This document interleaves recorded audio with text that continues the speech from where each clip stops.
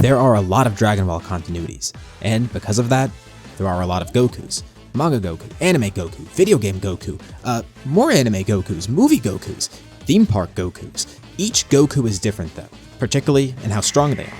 So, which Goku is the strongest of them all? Let's go through the strongest official versions of Goku.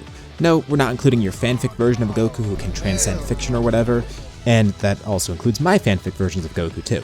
As far as I know, none of these Gokus have been trapped and betrayed in the time chamber. Anyways, we'll go over the versions of Goku that are usually considered the strongest and see who's truly above all the others. Let's begin with a really straightforward Goku. Actually, not really that straightforward, and you'll see what I mean in a bit. Dragon Ball Super Goku. As discussed in a previous video, we do have a few continuities for Dragon Ball Super, and a lot of continuities for Dragon Ball in general. I really recommend watching that video plus the one before that because it clears up a lot of things if you're confused. I'll assume you know what I'm talking about here, but if not, I'll give a quick breakdown. There are two primary Gokus that people talk about, Manga Dragon Ball Super Goku and Anime Dragon Ball Super Goku. Typically, the anime continuity should be stronger, but in the anime, we haven't seen Goku reference the manga event or use anything he's learned in the manga. Like for example, in the anime, the last time we saw Goku use Ultra Instinct, he didn't do it willingly. The last time we saw him truly fight at full power was in Broly, and even then that's not really full power, he didn't break out Blue Kaioken for some reason.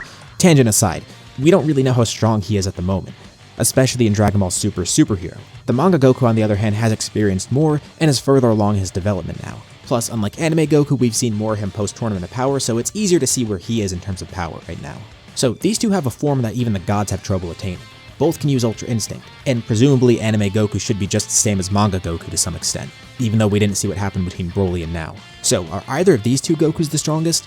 Nope, not at all. Whatever one you prefer, no matter where you think they scale, for a few reasons there are others beyond them. Plus, there's actually one specific version of Goku I'm going to cover in a bit, who went through the same events as them, and then got even stronger, so by default, that one is the stronger version. So, Ultra Instinct Goku, the main one that you all know, particularly from the anime or the manga, neither of them are the strongest Goku. So if they aren't the strongest, which Goku is the strongest? Maybe another anime continuity? Well, definitely not Daima, that's only right after the Buu saga. But what about GT Goku? What about Toei Goku? That's further along than Super, so maybe there's something there. And yeah, there's Toei-verse Goku. What's Toei-verse Goku? Well, I've made a video about how Toei made Dragon Ball Z very different. That was the first video I made when talking about the continuities of Dragon Ball. As another brief rundown, Toei made Dragon Ball Z Goku very different, and same goes for GT for that matter because he just follows that timeline. Toei vs. Goku is just Toei's version of Goku. It's their adaptation of Goku, technically separate from the original manga version of Goku, and a different Goku from the one we know in Dragon Ball Super. He experienced the events of the original Dragon Ball Z, all the filler in that anime, plus GT and even the movies, as weird as that sounds. Yes, I know it doesn't really make sense, but that's what that video was for. People really need to respect this version of Goku a bit more though, because he's a lot stronger than people think. But is he the strongest? Well, he's really powerful, but let's go into it a bit more. A lot of people underestimate the power of GT's verse, but assuming you watched that video I mentioned, that sort of explains why it's so much stronger than you may think. Partially because the Dragon Ball Z movies and filler are canon to this continuity, so powers jump really quick. For example, Movie 8 Broly could be easily scaled to a universal level character because he was able to ravage an entire quadrant of the universe while restrained. While Dragon Ball Super characters hit universal tier in Battle of the Gods, Toei characters hit it here around Broly in the Cell games because of this. Plus, some other crazy feats exist like Goku and Pikkon crossing Otherworld, which is a really huge speed feat. In base, right after the Cell Saga, Goku flies from Grand Kai's planet to Hell. To do this, Goku would have to fly all the way through heaven, which is infinite in scale as it's the size of a universe. Base Goku has infinite speed by the end of the Cell Saga. It's absolutely fucked. This whole video isn't about him though, so I can't go too deep into that scaling. Now, even with this, it's tough to say that GT Goku would be the strongest because even though this is a Goku who experienced all the aforementioned events, who has universal power and infinite speed since the Cell Saga, it's a little iffy. Going into GT, he gets crazy strong. For example, base Goku just in his fight against Rildo has already surpassed Buu in power. And this Buu is a lot stronger than the Buu from the manga considering all the aforementioned feats. A lot of people really underestimate how strong this Goku is. Goku later does things like shaking Otherworld during the Super 17 arc, which he also did in Fusion Reborn. Plus in his base he destroyed the Sugoroku realm, further supporting him being universal. Anyways, just some unique examples of how crazy the scaling is here. Again, not going too in depth, just trying to show you how underrated he is. He's not the strongest Goku, at least during GT. But end of GT Goku, there might be something there. Against Omega Shenron, Goku changed. In an interview with one of GT's writers, it said that Goku may have died or become something else entirely, and that his fate could be left up to interpretation by the viewers. We see him being invulnerable to any attacks from Omega. He has a new type of aura around him too. There's no official name or explanation for what happened, if you even consider this some sort of new form or whatever. It's more like a new state of being. The most popular theory and the most sensible one is that Goku's achieved some form of enlightenment, and that he is dead at this point, but in a different sense from the normal deaths he's encountered before. Later on in A Hero's Legacy, a TV special set 100 years after the events of GT, we briefly do see Goku again, and he's also an adult at this point, no longer stuck in his kid body. So this Goku has had 100 years of improvement on top of what he already had. He's reached some form of enlightenment, and presumably he's just been growing even stronger in that time. So for that reason, this Goku might actually be the strongest, right? Well, the issue with this Goku is that it's all hypothetical. He's featless. Like, when he's fighting Omega, sure he has feats there, but whenever people talk about this version of Goku, they usually mean the one from about 100 years after, who's achieved some sort of enlightenment and is no doubt stronger than before. Is he one of the strongest Gokus? No doubt. But is he the strongest Goku? Very much up for debate, since his strength is hugely up to speculation, or he could be a fraud in comparison to the others. Speaking of things being up to viewers' interpretations, let's go over to God Fusion Goku. In Universal Studios Japan, which in case the name didn't make it obvious is Universal's theme park in Japan, there's a Dragon Ball attraction called Dragon Ball Z, the real 4D at the Super Tenkaichi Budokai. It takes place sometime after the Universe 6 tournament, and during this attraction, Broly shows up out of nowhere with an unexplained form called God Broly. Very fanservice-y and very standard for Dragon Ball Z Broly. To defeat Broly, Goku fuses with the audience of the ride, turning into a fusion that looks like just regular Super Saiyan Blue Goku but wearing the Metamoran fusion outfit. This is called the God Fusion Goku, and he defeats Broly. People often point to this Goku as being the strongest because, well, apparently he transcends fiction. He merged with the audience, so he's above all the other Gokus, right? Nah, I think that's a pretty weak case for him. There are two ways to view this.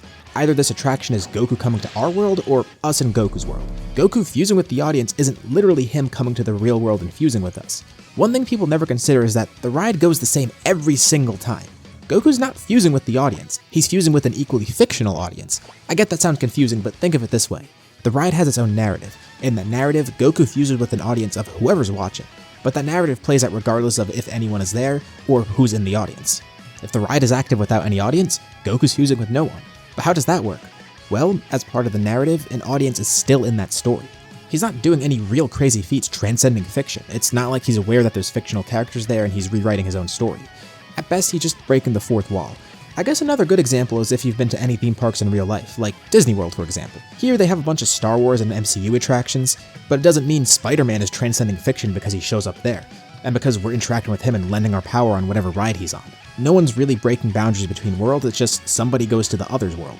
And again, it's all part of a narrative, so it still is fictional in a way, you're just experiencing it in a different form. So God Fusion Goku is just Goku who breaks the fourth wall.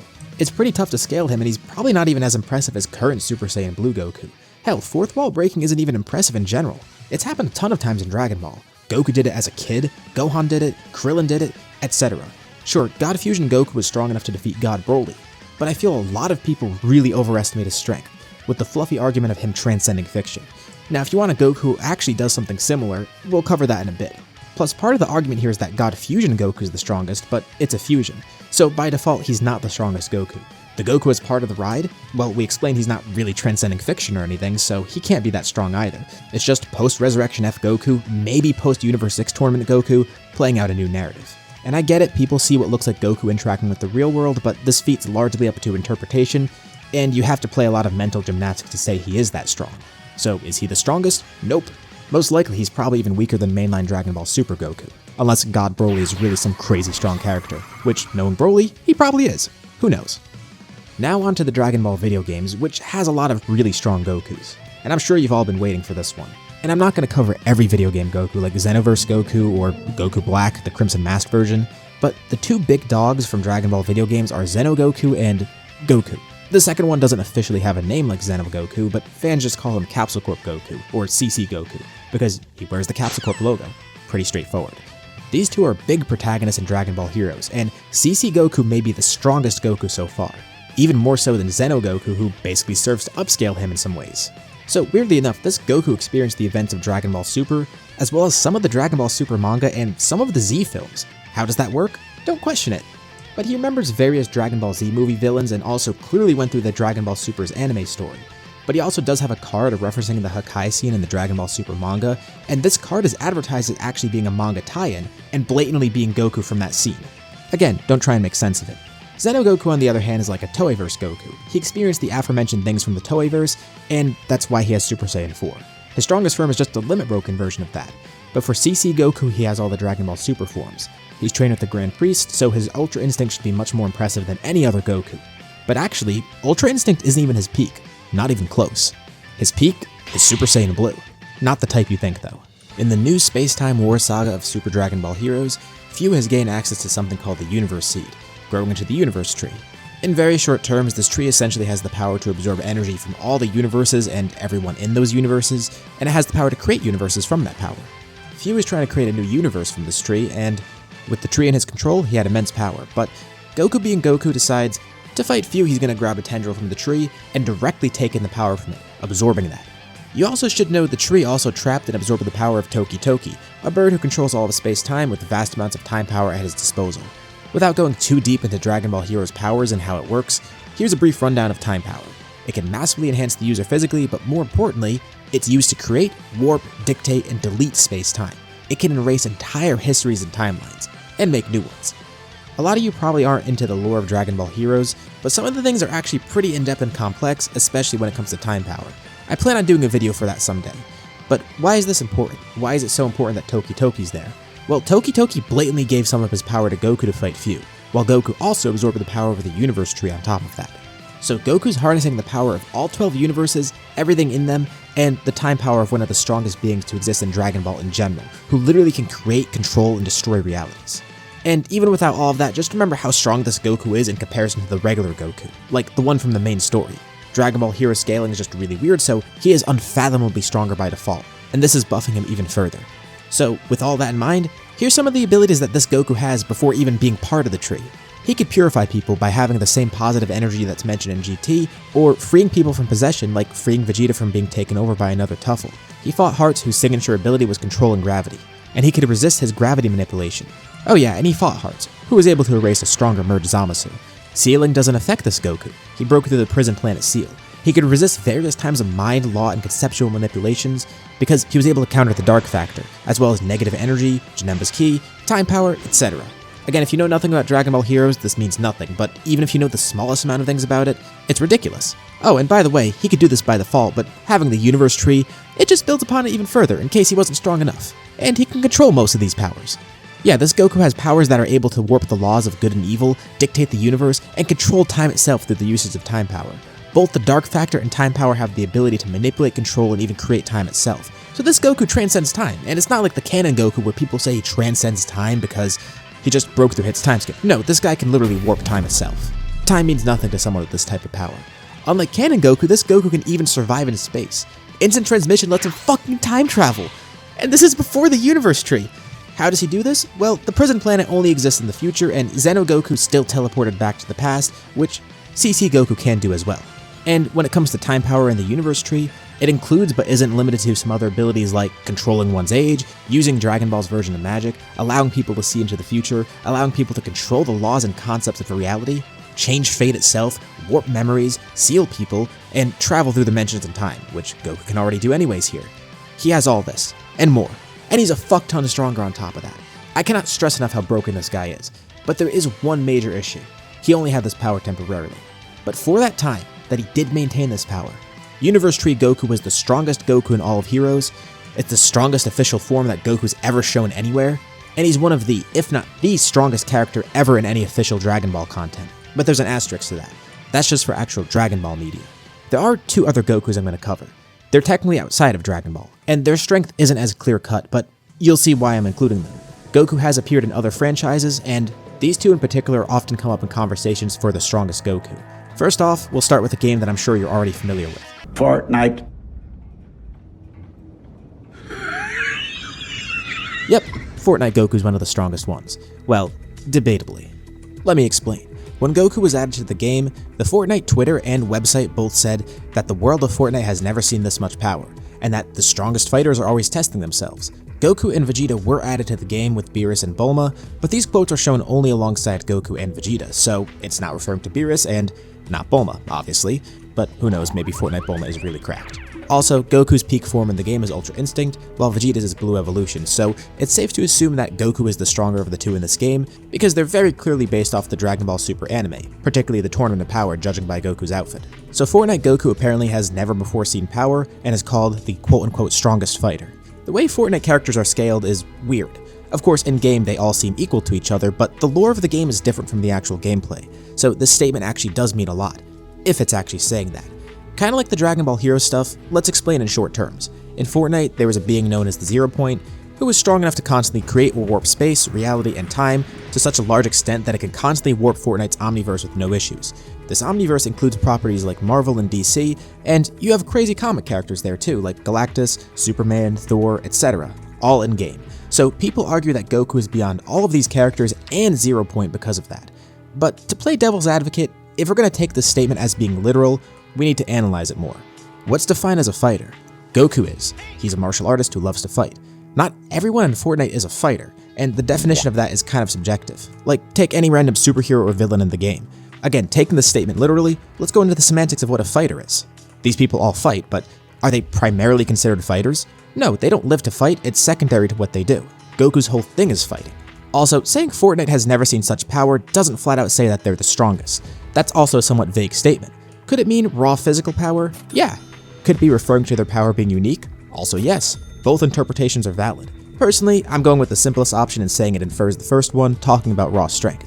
This Goku is also completely featless, which doesn't really help the statement. On top of the fact that these statements are also just arguably item shop fluff and not tied to the actual lore of Fortnite. Because in the actual story itself, Goku doesn't really do anything, nor does anyone from Dragon Ball. They're as important to the Fortnite lore as like Travis Scott or The Weeknd. They're there as characters, but there's nothing they do in the story part of it. Also, Goku dropped alongside Beerus, and we don't know how strong this version of Beerus is. That previously mentioned statement does only show Goku and Vegeta, and it is entirely possible that this Goku surpassed him considering it's based on Tournament of Power Goku and nothing after.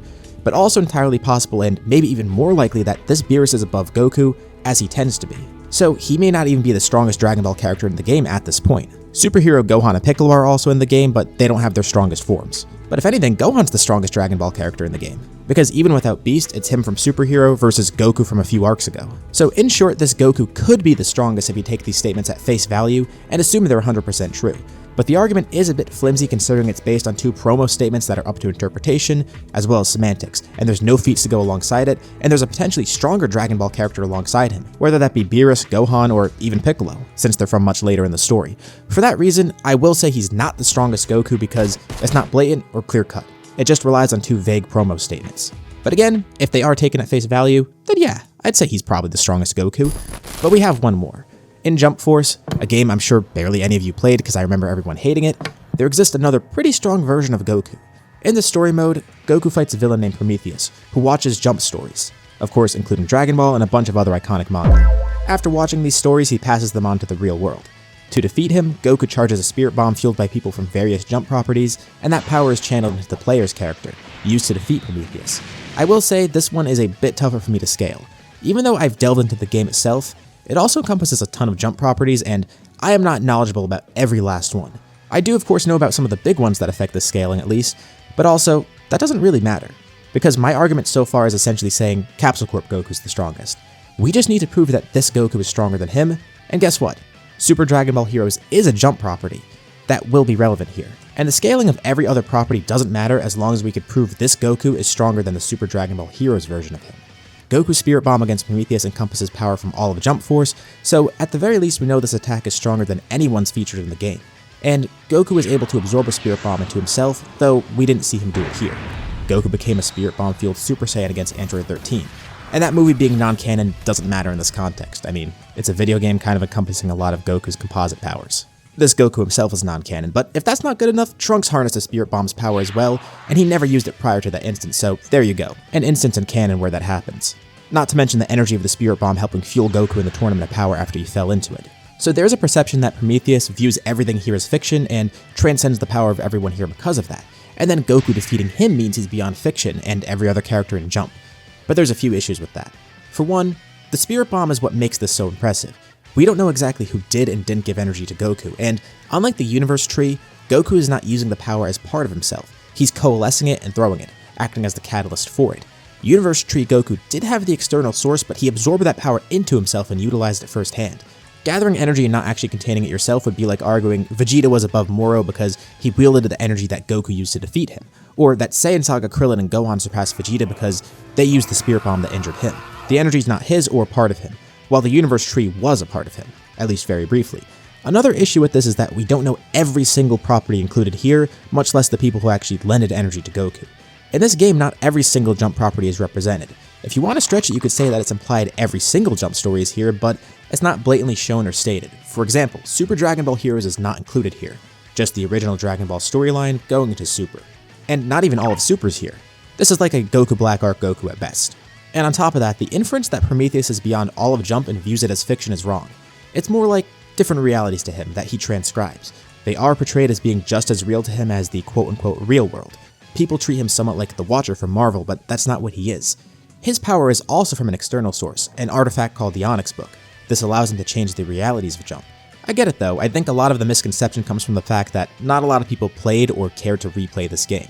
Hell, I'm sure most of you are hearing about this for the first time and didn't know Jump Force Goku was even considered this strong. This Goku, with that Spirit Bomb, is still pretty powerful though. I wouldn't say he's the strongest or even close to Capsule Corp Goku, but a Spirit Bomb fueled by some of the most prolific and powerful Jump characters definitely would be potent. If the story truly does contain every Jump property, even without getting to the scaling of everything else, that means Prometheus with the Onyx Book would actually have the power to change everything including Super Dragon Ball Heroes, making him above Capsule Corp Goku by default, and making that Spirit Bomb above him. But that's a lot of ifs and conditions. And the power was wielded by the player character, not Goku, so I wouldn't even say Goku's the strong one here, just his Spirit Bomb. But if he hypothetically absorbed it, and all of that is true, then yes, Jump Force Goku could be the strongest. Big emphasis on could though. So, what's the answer here? For some Gokus, it's hard to say how strong they are. Anime Super's Goku's strength is somewhat vague right now considering the manga events being in limbo. Fortnite Goku relies on two statements which are somewhat vague and maybe aren't even taken at face value. He has no feats to back it up or whatever. And for Jump Force Goku, he has actual feats and impressive things to back him up, but also relies on pretty specific interpretations of what the characters in this game can do, and what characters are even in this game. So if it wasn't clear already, I think Capsule Corp Goku is the best contender here. He has actual feats and power to back him up. His only issue is that the power is temporary, and even though he does wield it himself, it's not really his, he's taking it from another source. But even though it was short-lived, and even though he is externally fueled by something else, there is no question about the power that he wielded in that moment. In my opinion, he is by far the strongest Goku, at least from an official source. Let me know what you guys think below. Was there any other Goku I should have covered? Like Xenoverse Goku, for example? Do you think some of these Gokus are stronger or weaker than I'm explaining? Whatever you think, start a discussion below. Thank you all for watching, and I'll see you on my next video.